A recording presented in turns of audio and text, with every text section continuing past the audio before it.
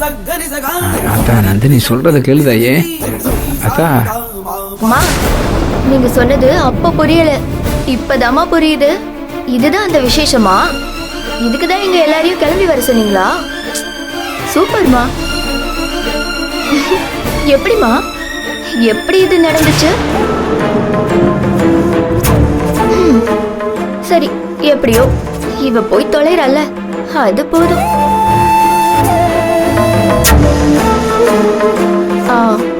தென்னமாட்ட, நிஜமாவே வீட்டை விட்டு போறியா இல்ல வழக்கம் போல இதுவும் வெறும் சீன் தானா?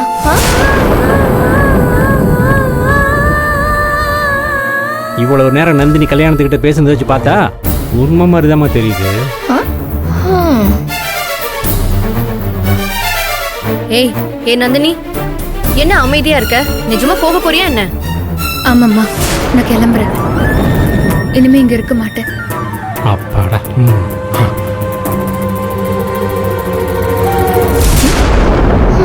நந்தினி, என்னமா அதெல்லாம்? யாரை கட்டி நீ இந்த முடிவு எடுத்த? யாராவது ஒண்ணு மிரட்டினாங்களா? அதானே. நீங்க இருக்க கூடாது, இந்த வீட்டை விட்டு போயிடணும்னு யாராவது சொன்னாங்களா? இல்லங்க ஐயா, யாரும் எதுவும் சொல்லல. பாத்தீங்களா, அவளே அவ வாயால சொல்றா யாரும் எதுவும் சொல்லன்னு. அவ சுயமா ஒரு முடிவெடுக்கிறா, அதுக்கு கூட எங்க தலையை தான் போட்டு உருட்டணுமா? என்ன இவ்வளவு நாள் அப்படித்தானே நீங்க எல்லாம் பண்ணிருக்கீங்க? உங்க யாருக்கு நந்தினி இந்த வீட்டுல இருக்கிறது பிடிக்கலையே. எப்படியாவது அவ வீட்டை விட்டு போயிட்டானா நல்லது நினைச்சிட்டு இருக்கீங்க. இந்த பாரு, நீயே எத்தனை தடவை சின்ன சின்ன பிரச்சனைகள்லாம் அவளை பிடிச்சி வெளியே தள்ள பாத்திருக்க. ஏங்க, இப்ப எதுக்கு அதை பத்தி எல்லாம் பேசிட்டு இருக்கீங்க? என்ன பண்ணணுங்கிறீங்க? இப்போ எங்களை எதுக்கு தொல்லை பண்றீங்க? நிமிஷம், இதுக்கு முன்னாடி நடந்த எல்லாத்தையும் விடுங்க.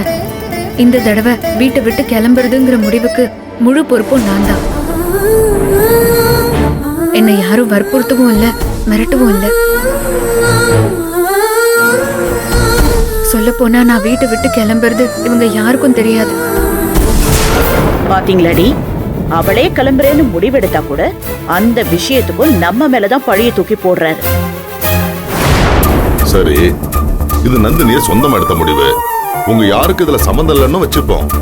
ஆனா நேத்து நைட்டு திடீர்னு என்கிட்ட வந்து நீங்க மாமனாரா நடிக்கிறீங்க, சூர்யா புருஷனா நடிக்கிறான்னு என்னென்னமோ சொன்னீங்க. அதுக்கெல்லாம் என்ன அர்த்தம்? இப்ப கூட இவங்க 3 பேரையும் காலையில கிளம்பி வர சொல்லிருக்க. அப்போ உனக்கு ஏதோ ஒண்ணு முன்கூட்டியே தெரிஞ்சிருக்கு, அப்படித்தானே?